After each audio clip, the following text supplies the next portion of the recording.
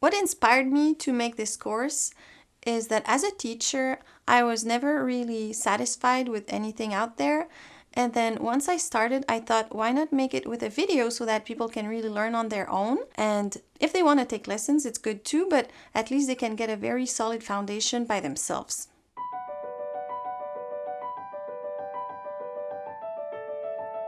It starts from the very beginning. Turn your head to the left slightly, bring your flute to your head, don't bring your head to your flute, be careful with that. I'm going to take you from the very beginning. You don't have to practice always while you're blowing in the beginning because you don't see your fingers, and sometimes for beginners it's a bit confusing, so it's okay to also just practice moving your fingers by themselves. We're going to take each lesson piece by piece. 16th notes, you have 4 of them in one quarter note.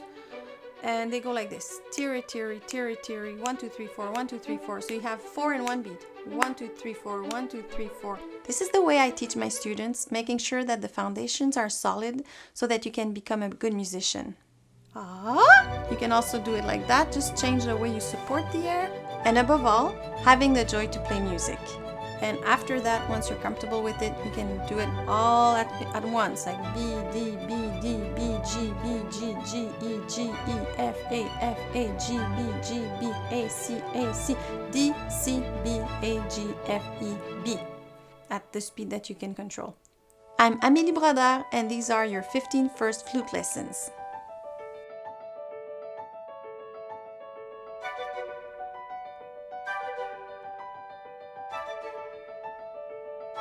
Hi, and welcome to the Flute Talk podcast, where we talk about all things flute live here on Patreon. What is Patreon? Patreon is a place for fans like you to come and support creators like us. So why not join us over on Patreon and help us continue to make great content? The Flute Talk podcast is also brought to you by the Flute Center of New York. The Flute Center of New York has the world's largest selection of flutes. If you need to buy a flute or piccolo, the Flute Center of New York has you covered. With our code TFC at checkout, you can try up to 3 to 4 flutes for up to 10 days, have an extended 18-month warranty, and free shipping worldwide. So be sure to go to the website flutes4sale.com. So that's flutes4sale.com. Flutesforsale.com. Just be sure to use that code TFC for all those perks, and a little bit of that does go our way. Another sponsor is, well, ourselves. We have a store. If you haven't noticed yet, we have a store over at store.theflutechannel.com. We have some shirts and posters and things like that over at Teespring. So you can definitely go there and get some merch, posters, whatever you'd like that we have. It will be there. You'll probably notice it under our videos. If you're interested, be sure to go to store.theflutechannel.com. That helps us out immensely. So yeah, on with the show.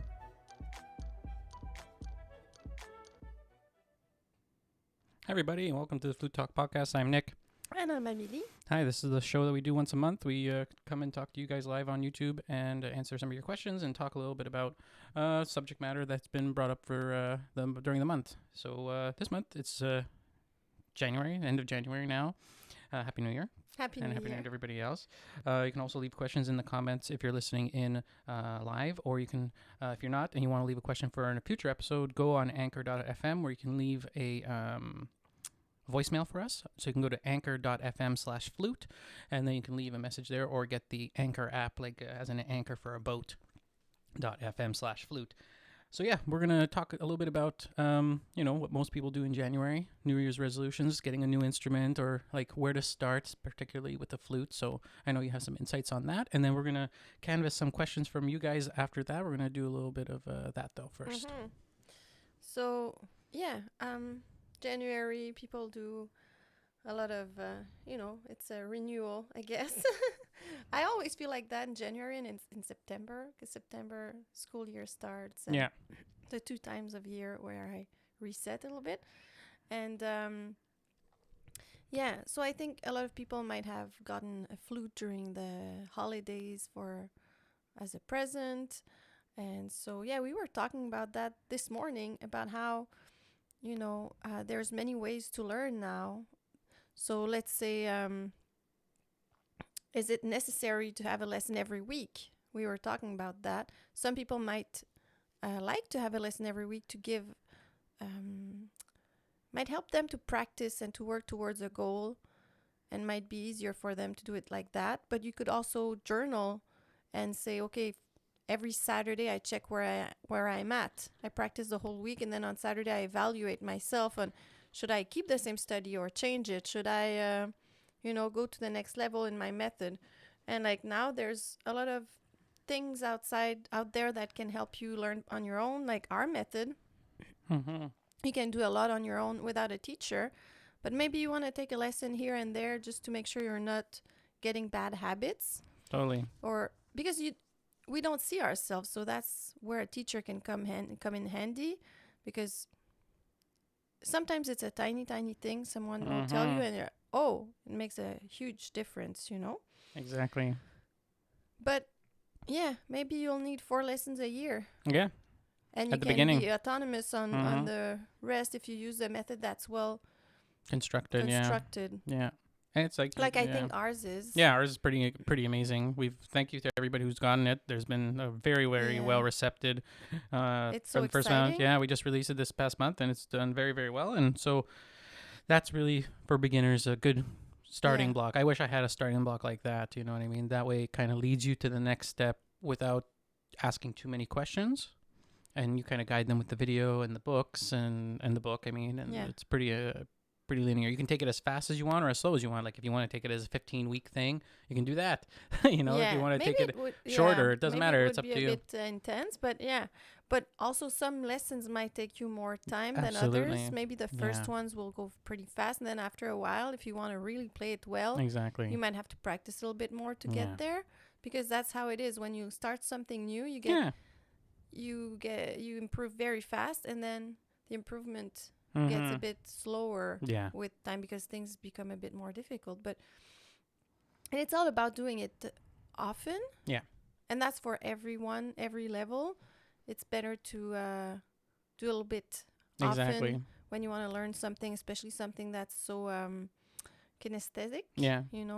Movements and stuff like that. Exactly. Then doing it, it's better to do 15 minutes a day than 3 hours at once. Yeah. Even if it's less time, but the brain learns better that way. Totally.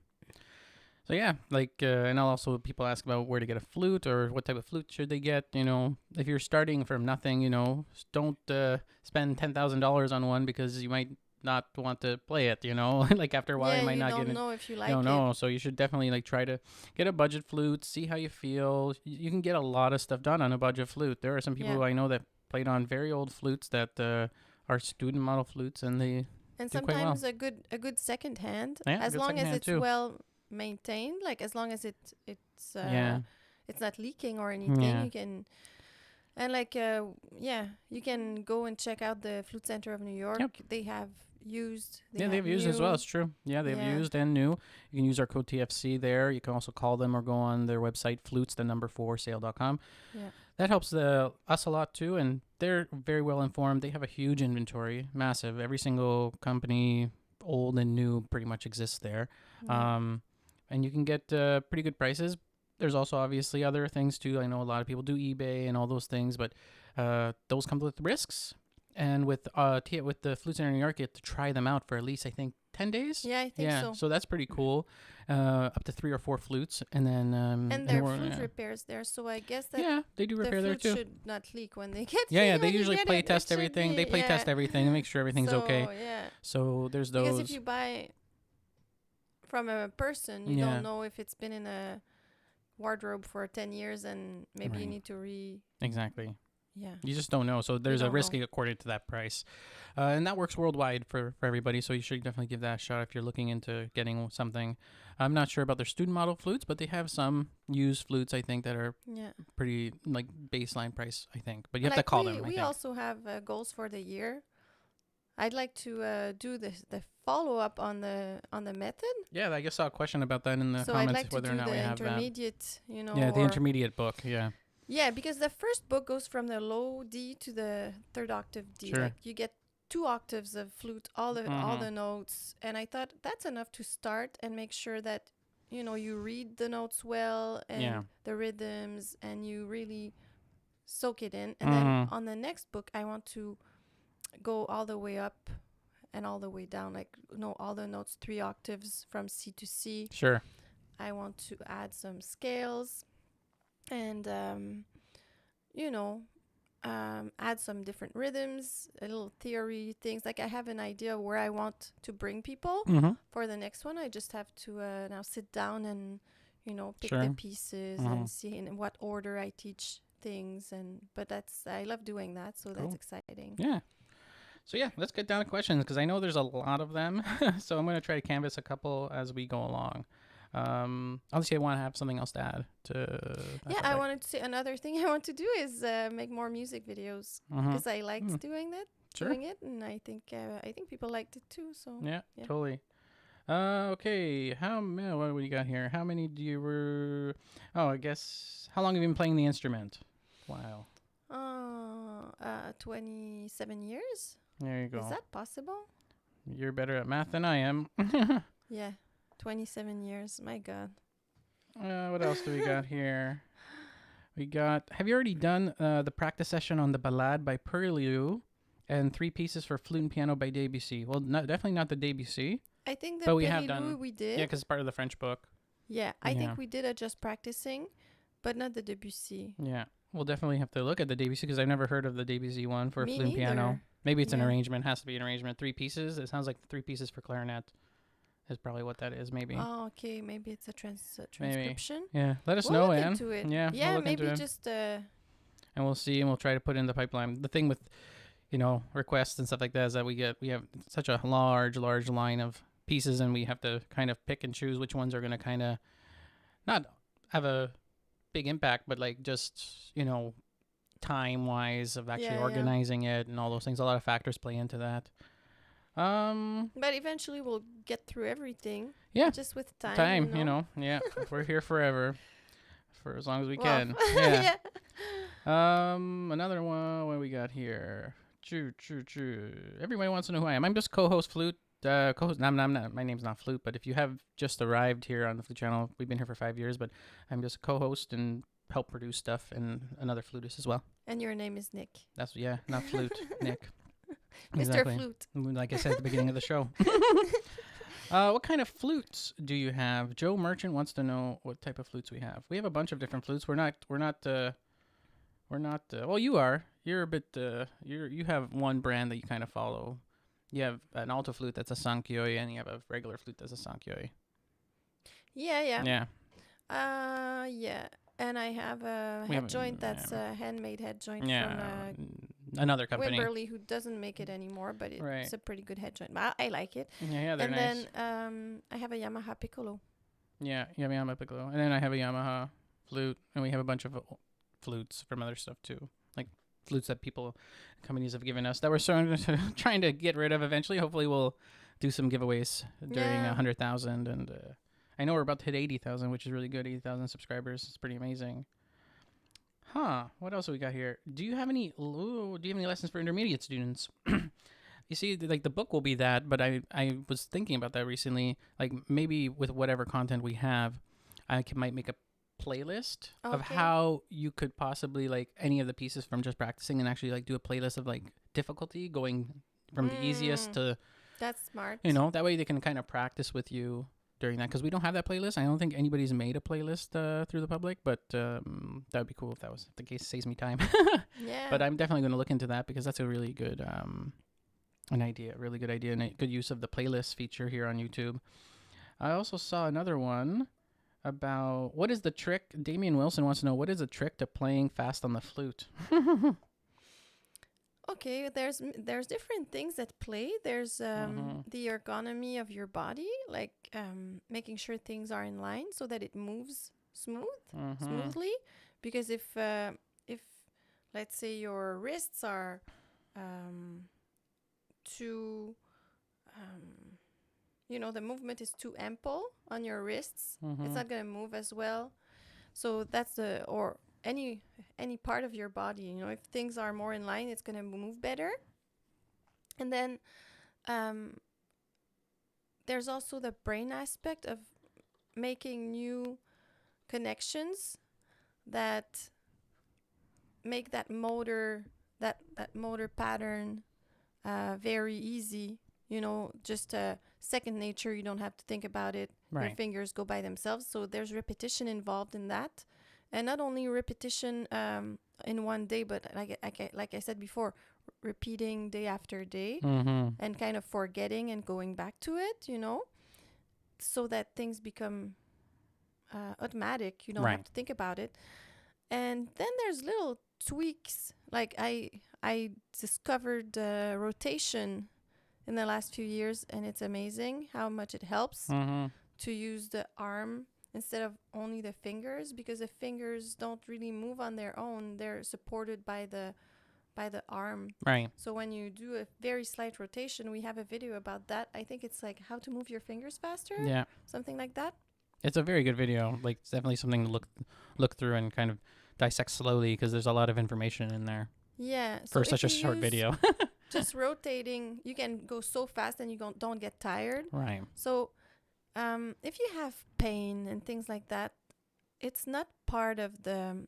There's some romanticism involved in pain and musician, learning music, Mm-hmm. that people tend to think, oh, if it hurts, it's because you're becoming better, or if it hurts, you're a real artist. You can't become an artist without pain, or Mm-hmm. and there's movies like that No, you should where go to the it's hospital if you have a pain. painful Get and you taken care of. bleed and Yeah. stuff like that. Yeah.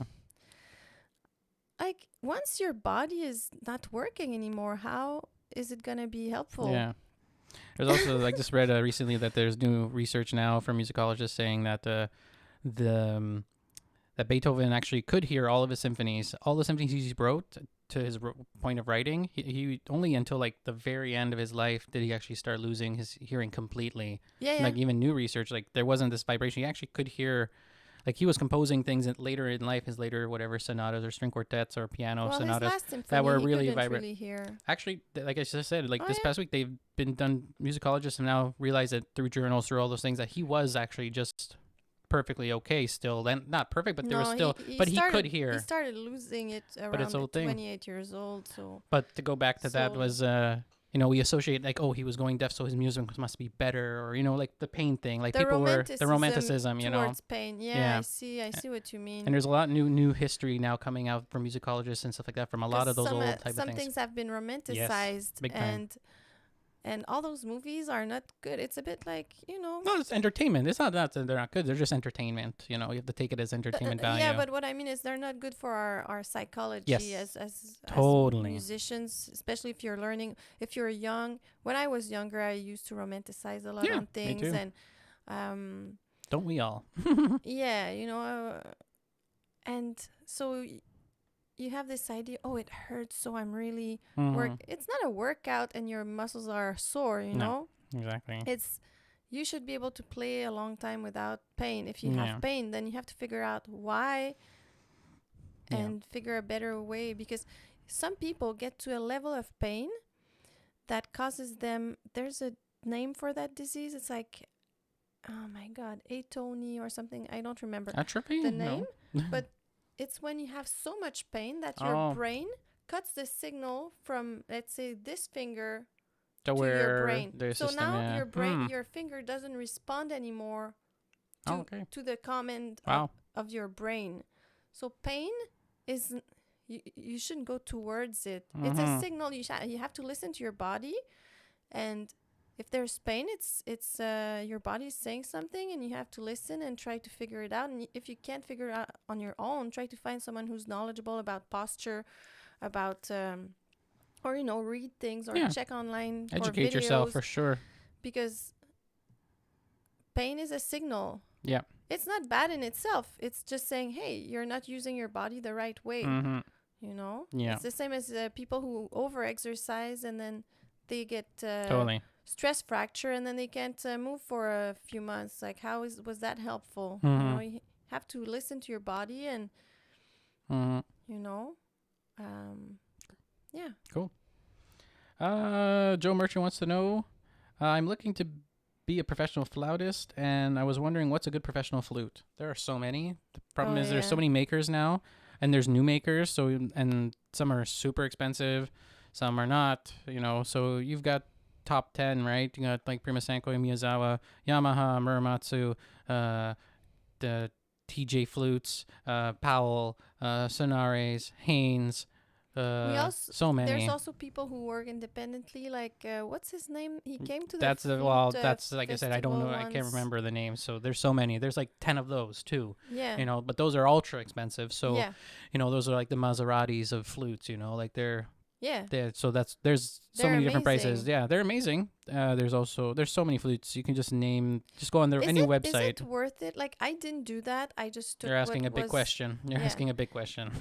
Is it worth going to let's say a big flute convention where all the makers are? If you're looking to buy a flute, and let's say the convention's not too far from where you live, like is it worth going? And this way you can really try everything because pretty much everyone's there, I guess. Yeah, I don't know. That depends on the type of person, right? Because those types of places, you'll have it's intense in the convention room, but you can reserve a time slot in their hotel room with the flute off hours. But usually those get filled up very fast. And then, you have to deal with each individual brand, and they're trying to sell you the flute, so they're doing their pitch. It's all this. Yeah. If you're mentally capable of doing like conventions like that and playing in front of people, and then trying to book a spot to try to get that flute, and then they're going to push it even more. In a room filled with people to know like how does it sound. But people do it. But like I said, things like the Flute Center in New York kind of takes care of that for you and sends you flutes, and then you can just do it that way. Yeah, it's simpler. So there's a lot of professional brands. There are forever flutes. You just have to take care of them. The more expensive the flute sometimes, the more the repair costs are because of cost of material and cost of time because it's handmade. Some of them, say it's a $20,000 flute or $30,000 flute, you're going to probably spend about another $1,000 every year. And you get a lower return on investment, like when you get to a certain level. It's totally true. And I think we stress a bit too much about that. Like a good flute will make, if you're a good flutist with a good flute, you're gonna sound good. Yeah. And there's a story, I don't know if it's a real story or if it's something invented of what's his name? He was at the Berlin Symphony. I'm not sure a lot of people have been to Berlin Symphony. That's a big question. If you don't, maybe for a story for another time. Well, whatever. That someone said, "Oh, your flute sounds so good," and he was insulted. So the next day he came with a beginner Yamaha. Okay. And he recorded with that, and he's like, "It's not my flute that sounds good. I sound good." Yeah, I'm not sure who that was. I think it's Galway. Yeah, that's a story I've heard. I don't know. I've never checked with him. I never talked with him to ask if it was true, but it's a story that I heard. But I could imagine that he would sound like him on any flute, Sure. Any flute that's not leaking and that's in okay shape, you can make it sound good. Yeah, so hopefully that answers your question. But of course, if you have a better flute, it's easier to make it sound good, and it's less, Yeah, it also just depends on the flutes because some flutes just don't fit people's. Yeah. So you have to try a bunch of different ones to see which one fits your need. And then you get used to your own, and you sound good on your own. Yeah, exactly. Flo wants to know, what are your tips on intonation? I've already watched your video about it, but I don't get it. What are some good tips about intonation? I think in that video I kind of forgot. Or I should make another one about how to tune, because I said how to stay in tune, but I didn't say how to tune in the beginning. So most flutes shouldn't be all the way in because it's too high this way. So you have to take it out a little bit. So you can have a tuner and play a few notes on your flute and check if you have to take it out to make it a bit flatter or push it in to make it a bit sharper.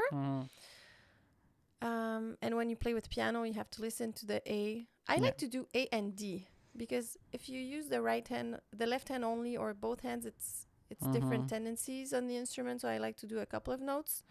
But usually people use the A. And then you have to tune first. And then you have to learn the tendencies of your instrument. So I think practicing with a tuner can be a good thing because this way you learn, this note's a bit flat, this note's a bit high. And then you have to compensate. Totally. Yeah. Another thing could possibly be like like you said, with tuner work, especially when you start at the beginning, you hear intonation, like, what's that? A lot of people work with intervals. So if you look up intervals, you can play intervals in between each other and learn their tendencies between those two notes. So you'd have to try almost every combination to kind of understand where things are going. And so you go one note to the other and then go back and forth and then see whether or not you have to adjust, whether or not you need more air, all those types of things with the tuner. Intervals are a huge help for beginners because most of the time we don't never play with people. Like for most of the time we practice alone, especially beginners. We don't have an ensemble. We don't have any of those things. With a drone, you can, let's say you do a D major scale, you can put a D. Yeah, a drone work can work. Just a D that's held like. Yeah, a drone. There are drone and then makers. You play your scale. But I feel that with my beginners, sometimes they don't hear it. But when they see the little line on the tuner, and they see it's too low and they push it back up, they're like, oh, that's how it's supposed to sound. And then they make the connection between what they see and what they hear. Exactly. So it's helpful. Yeah. But then, then you have to work on your ears and play notes and try to match the note. Yeah. You know, starting just with unisons, matching the notes. But that's so you can hear it. That's an ear development. That's ear development. And they go hand in hand because sometimes just totally seeing, you can make the connection. Yeah.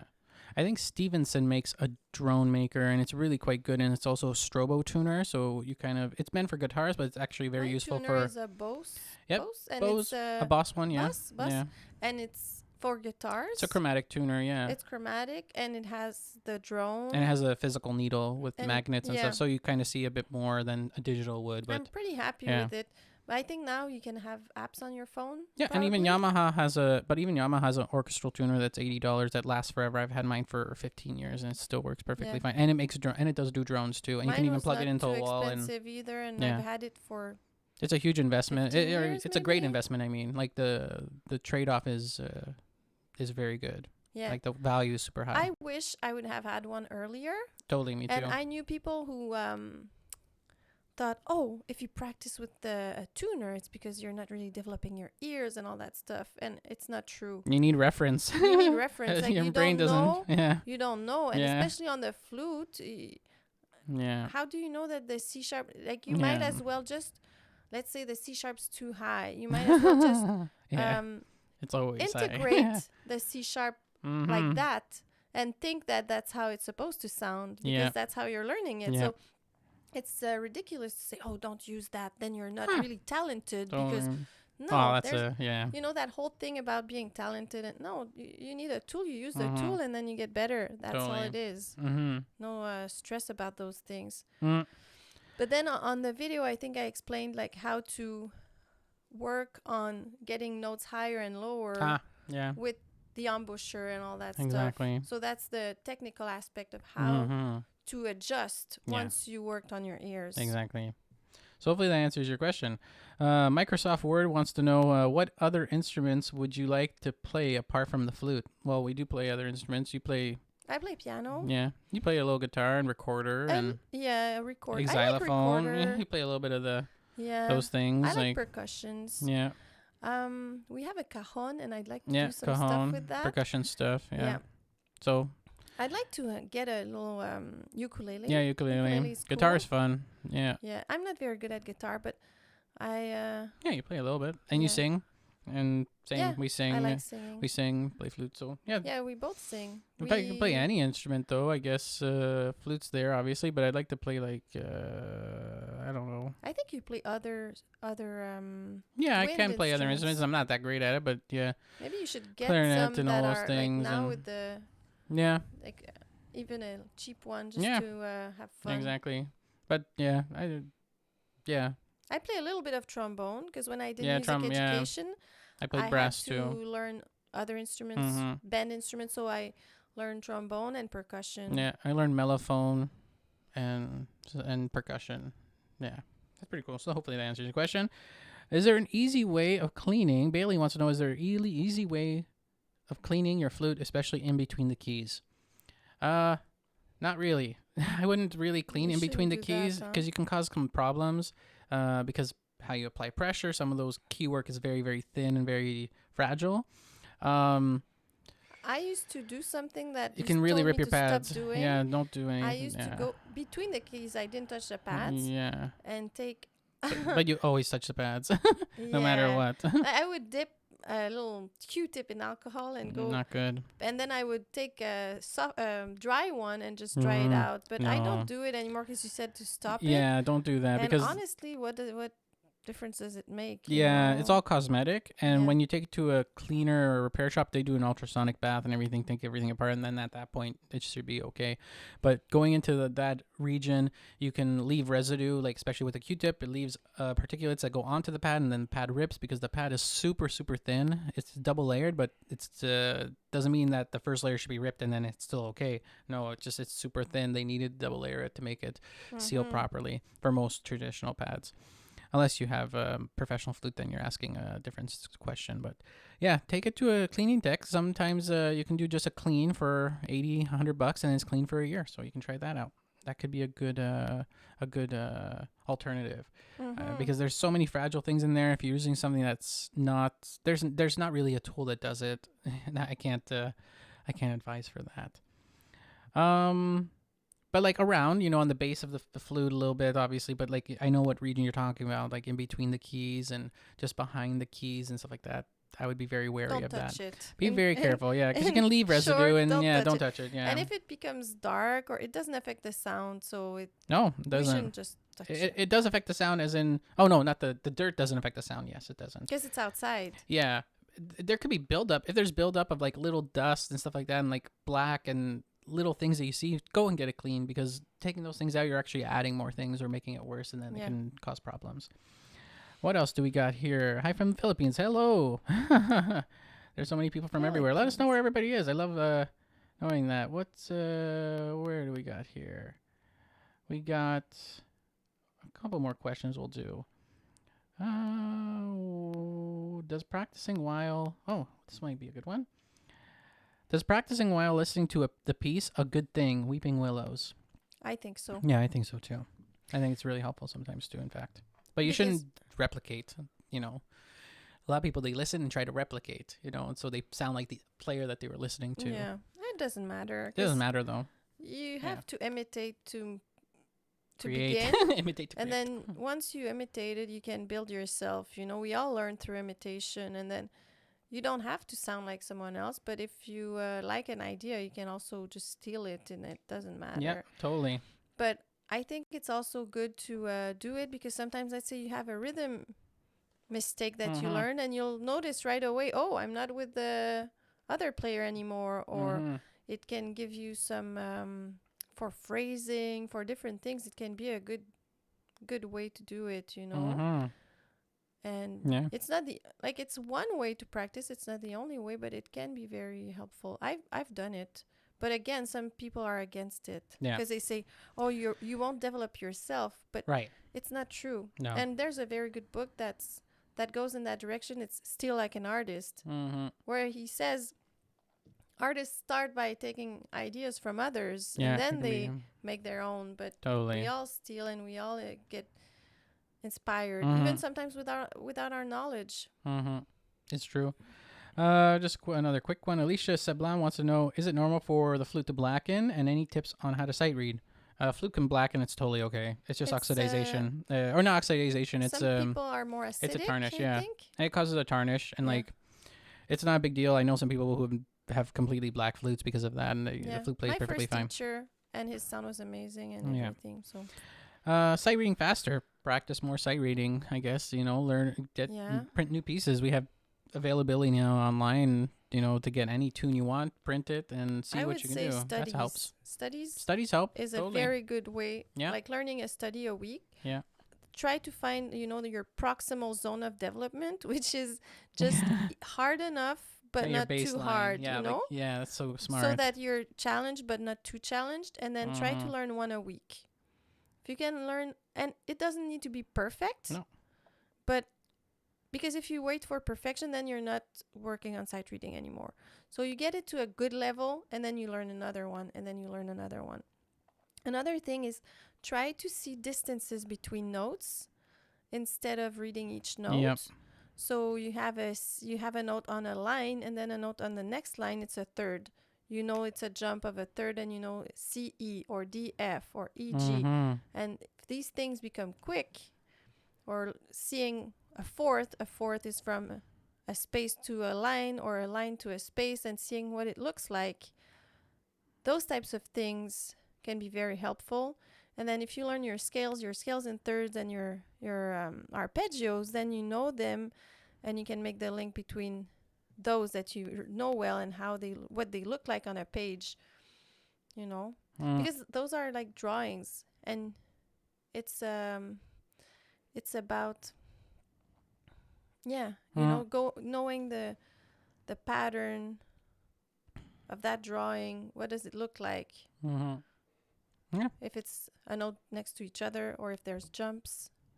Mm-hmm. So Yeah. And you can also just take a music in your bed and read. Yeah. Say the name of the notes as fast as you can on any. Just take a book and say C, F, G. Sure. Yeah.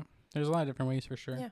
Hopefully it helps. My flute, Lily also wants to know, my flute keeps playing the octave down, and it's so airy. But I guess they're supposed to play the regular, like where they're supposed to play. They're supposed to play the octave higher. Yeah, it's not your flute. It's probably because you're not sending Faster air. Yeah. Doesn't matter about the embouchure really. Well, it does matter, but you're missing the other element, which is the air. Yeah. Because usually if, let's say, your F first octave comes out, the F second octave should come out too. It's probably not the flute. It's probably just because you're sending warm, slow air. In the low register, it sounds good. And then when you want to go higher, you need to use colder air, faster air. And it should work, you know? Mm-hmm. There you go. Hopefully it helps. Joe wants to know, I have a lot of trouble maintaining control of my piccolo. It constantly wants to go down an octave when I play piano, but when I play forte, it spikes, sort of. Please help.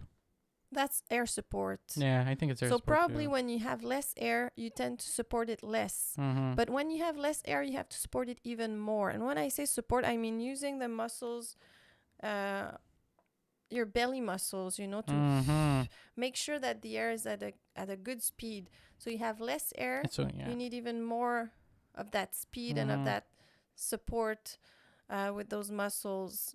When you have a lot of air, you can just open more and let it out. There's almost, I feel when I play piano, there's more tension to really hold the little bit of air that's going out. When I play forte, it's less tension. It's just coming out, you know. Is it how you do it? Yep. Yeah. Pretty much. Yeah, it's pretty much that. So we tend to think there's more tension when it's loud and less when it's soft. But it's kind of the opposite. It's not like, let's say we talk, we say exactly, and then la la la. It's not the same, because with the flute you want to have the same intonation. You want it's another thing. Cool. Yeah. So we'll do 2 more questions or 3 more questions, and then we'll call it a podcast for this month. So yeah. What do we got here? We got, how do I get my flute to buzz or reach what my teacher calls the sweet spot? Well, the sweet spot isn't a buzz, I don't think, but the sweet spot of a flute, you know, like where the tone, I guess, is where that's, you know, achieving that. Long tones is a good thing to try to find. Yeah, long tones. Maybe find your best note. Yeah.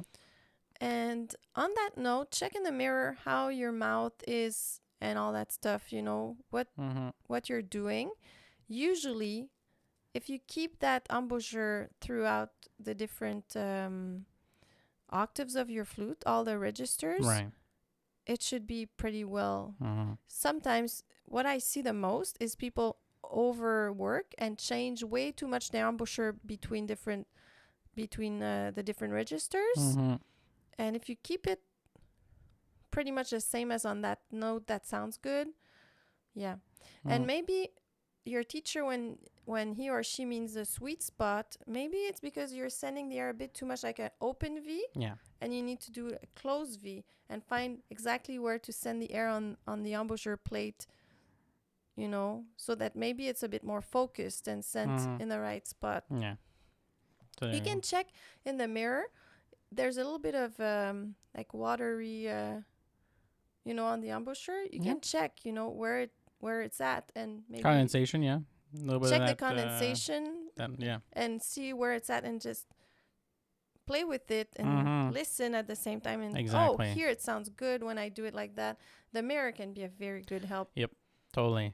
So before we answer the last 2-3 questions, just to remind you guys, if you're a beginner, you're starting off here at the Flute Channel and stuff, we have a new book. You can go check that out at musigy.com. So MOUSOGY.com. It's also in the description, and you're selling your book there, which is 15 lessons for flutes, or 15 lessons for flutists, beginner edition, which is a PDF, but also you can buy the book as well, and a whole entire package of lesson videos, playback tracks, loop tracks, all those types of things for a very, very good price. And it's still on sale right now for at least, I think, a couple more weeks. And then we're going to try to go back to the regular price for a little bit. But we've had an amazing response with that. So you can definitely go to musigy.com. So MOUSGY.com. That helps support us directly because it's directly to us. So, it's helps us make more videos, helps us make more books, and inspires us to make more new content. And leave a review too there as well. Also, for this podcast, be sure to go to Apple Podcasts and leave a review for us. It really helps us out if you go and leave a review there. Also, recommend this podcast to a friend, another flute friend. Try to make it a goal every month to recommend to 1 or 2 people. It'd be really great because we love having more of you here, and we get to discuss more and find new people and new things to help people play the flute or play any music that they want. And also, the Flute Center of New York, if you're looking for a flute, you can go to flutes4sale.com and use the code TFC at checkout to try up to 3 or 4 flutes. They have a trial that you can do with that code, and you can try the flutes for up to 10 days. And it's a really great thing. You can also call them, and they have the world's largest selection of flutes used as well, too. So you can definitely, they're all flutists there, and you can chat with them either online or through the phone, and they'll be very helpful once you mention that code. And it also helps us out. Yeah, it's a commission-based, obviously, code, So thanks. Yeah, a lot it of really people helps have us a used lot. it, and thank you so much. Super, super amazing. That definitely helps us out directly again. And if you want to help us even more beyond that, you can go to patreon.com/theflutechannel, and there you can tip us every month $2 or whatever amount you want, and that helps us again directly to make more content and help us be here on the channel more often and do more things like that. I think that's all the things that we have. And then we have our store. You can go to Teespring, the Flute Channel, or you can go store.theflutechannel.com, and that goes to our merch store, which is other merch besides the books and academic material, which is like our poster, which is our flute fingering chart poster, all of our shirts and merch. We have mugs and stuff in the background. You might not see it, but we have hats and all those types of things, which really a lot of you have also gotten as well. And that, again, helps us tremendously. And so thank you for that. So last couple questions, and then we'll be calling it the month. So there we go. What do we got here? We got, I have Martin says, I have problems with my right hand. My pinky hurts and doesn't work as it can. I have a very heavy flute. Okay, if your pinky hurts, it's probably that there's too much weight on your pinky. Yeah, I think so. Maybe get a flute thumb port so that the weight is not on your pinky. Also, make sure that sometimes on some flutes, that key gets very hard. Yeah. So maybe you need to go and check. If you see that it's hard, it should be easy. And if it's hard, you should go to a technician and make sure. Yeah, the tension's okay and stuff like that, because it shouldn't be that much. Because it's probably that your flute is not being held on the proper points. Yeah, it's possible. And so the pinky is overworking. So maybe a thumb port could be a good help. And also we have a video about flute posture. Yeah. And this way you can really see how to hold your flute. Because holding the flute is a big thing. Yeah. It seems like something we shouldn't worry about, but we should. Because even if you want, like we were talking about better technique earlier, but if your fingers are busy holding the flute, they can't move as freely. Right. So I should have said that first, maybe, that's the first step to playing fast. Sure. That your fingers are free. Yeah, exactly. Move. Yeah. What else do we got here? What piece would you recommend for an intermediate player? What's like the most recommended intermediate piece? I think like Telemann. Yeah, Telemann, the fantasies are cool. Telemann fantasies, and there's a Telemann sonata in F major, which there's some Vivaldi sonatas that Vivaldi, are nice. Yeah. Not Bach, maybe 1 or 2 Bachs, maybe, but like a The movement out of Donald the. Beck book has a lot of stuff Yeah. for intermediate players, I think. Yeah. There's a lot of like there's first flute solos. Those are Yeah, pretty. It's the those first. types of That's the books. title of the book. And I there's think. study books too Yeah. that you can look at. But our book will have our intermediate book will We're have gonna will make have a an whole entire. Book that's gonna be, I think, even better because there's gonna be more explanation and more. I was even thinking we make an intermediate book just of pieces, as well. I like having so that they're both, but have them both in there, but like both. yeah, with both, studies. but yeah, Because what I like about our book is that you have sight reading and rhythm. yeah, that's and another studies part for sure. and technique and Yeah, instead of buying, because I felt with my students, I was telling them to buy one book for studies, one book for pieces, one book for technique. I'm like, yeah, why? but for us, we can make it nice have and everything in one, and it's true. and it's all organized for you to progress well. And totally. I don't know. So I those wanna are do hopefully that. that helps. Yeah, those pieces can be. There's a lot of those, and I think flute tunes can really help you with that. They put everything in levels as well. And they have like most popular, and it's a good website. It's an interesting website, totally. Steve Norman wants to know, will it hurt me to jump to a more professional flute if I'm a beginner? No. Yeah, There's it no won't. danger of getting a better flute. Yeah. Like a flute that's sometimes like your flute can hold you back if it's not good enough, but a better flute is not gonna exactly be a problem. And last question is, where was it? Oh, is your beginner book good for intermediate players as well, or are there better books for that? I think an intermediate player, I don't know what you mean by intermediate. That's the thing. Yeah. Like that book goes from the low D to the third octave D. Yeah. So it's 2 octaves of flute only, but if you want there's good pieces in it. There's good studies in it. Yeah. The studies itself are pretty amazing. If you're not a beginner, maybe the first lessons, you might go very fast on them or skip them. But I think it's good to have a good review. Just listen and make sure you just review and say, because and you're doing things right, like they have rhythm stuff in there and all those things, So I think it's not necessarily a bad thing. No. Because having very strong bases is always the best. Yeah. Because I feel that even when I play, I always go back to the basis. Yeah. The basics of flute. Basics and of flute. Once you have that, really, it's always the same. Exactly. Things. So,